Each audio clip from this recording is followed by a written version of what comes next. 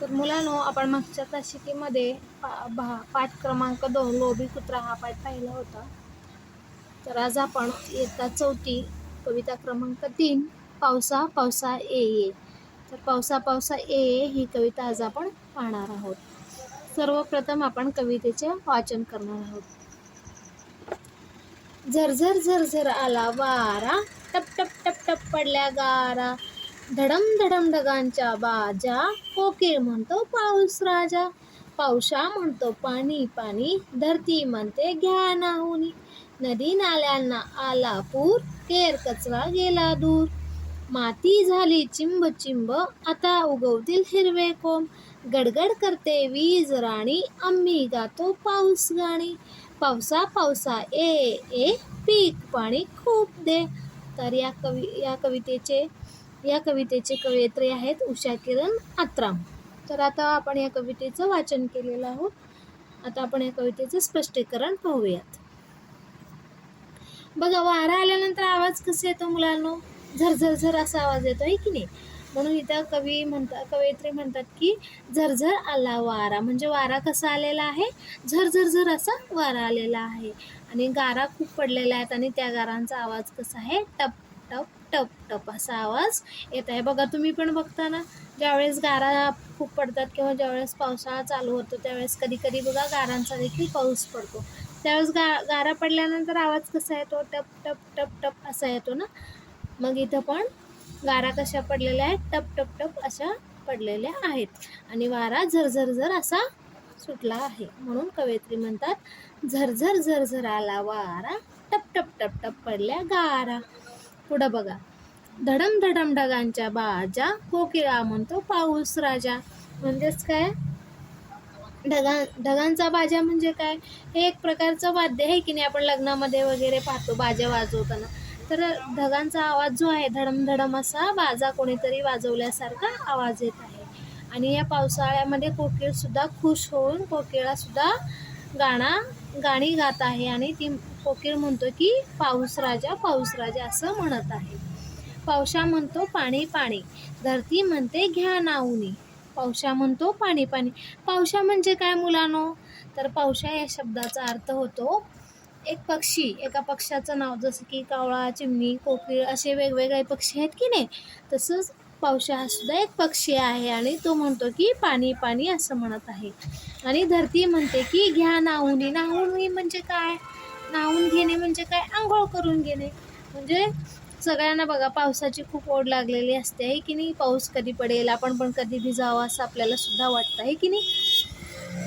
मग ज्यावेळेस पावसाळा चालू होतो त्यावेळेस खूप मोठा असा पाऊस पडतो, त्यावेळेस धरती सुद्धा म्हणते की घ्या नाहुनी, म्हणजे आंघोळ करून घ्या असं म्हणत आहे. नदी नाल्यांना आला पूर, केर कचरा गेला दूर. बघा, पावसाळ्यामध्ये बघा नदी नाल्यांना काय येतो? पूर येतो. म्हणजे प्रमाणापेक्षा जास्त पाणी पडल्यानंतर पूर हा येत असतो. तर नदी नाल्यांना खूप मोठा पाऊस पडल्यामुळं काय आलेला आहे? पूर आलेला आहे. आणि पूर आल्यामुळं काय झालेलं आहे? तर केरकचरा हा वाहून गेलेला आहे. बघा, एखाद्या नदीला आलेला पूर किंवा एखाद्या नाल्याला आलेला पूर जर तुम्ही पाहिला असेल तर तुम्हाला नक्कीच लक्षात येईल. कारण बघा, पाऊस ज्यावेळेस खूप पडतो आणि नदी नाल्यांना ज्यावेळेस पूर येतो त्यावेळेस काय होतं? ते जे अडकलेला कचरा किंवा जे घाण आहे ते काय होते? पावसाच्या वेगानं वाहून दूर घेऊन जाते ते पाणी.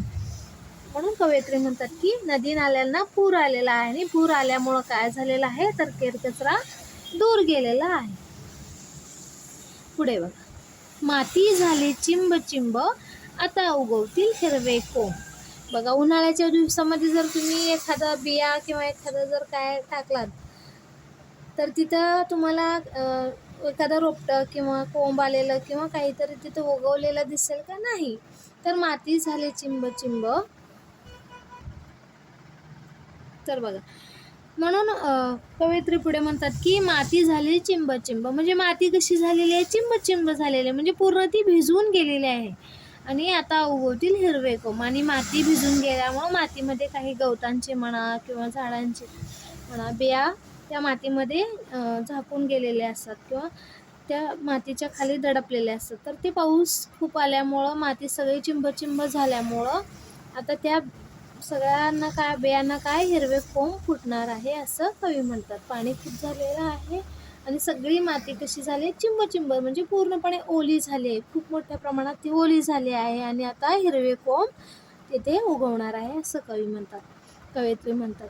आता पुढं बघा, गडगड करते वीज राणी आम्ही गातो पाऊस गाणी. आणि वीज राणी कसं करते, गडगड गडगड, आहे की नाही? विजांचा आवाज कसा येतो, गडगड गड. मग म्हणून कवयित्री म्हणतात, वीज राणी काय करत आहे, गडगड करत आहे आणि आम्ही काय करत आहोत, आनंदामध्ये पाऊस गाणी म्हणत आहोत. म्हणता की नाही तुम्ही, पावसा पावसा ये ये असले गाणे म्हणता की नाही, ये रे पावसा तुला देतो पैसा. तर हे गाणे आपण केव्हा म्हणतो, ज्यावेळेस पाऊस पडत असते आणि आपल्याला भिजायचं असते त्यावेळेस आपण हे गाणे म्हणत असतो. मग आपण काय म्हणतो, गाणे म्हणतो. कसले गाणे, पाऊस गाणे. पावसा पावसा ये पीक पाणी खूप दे.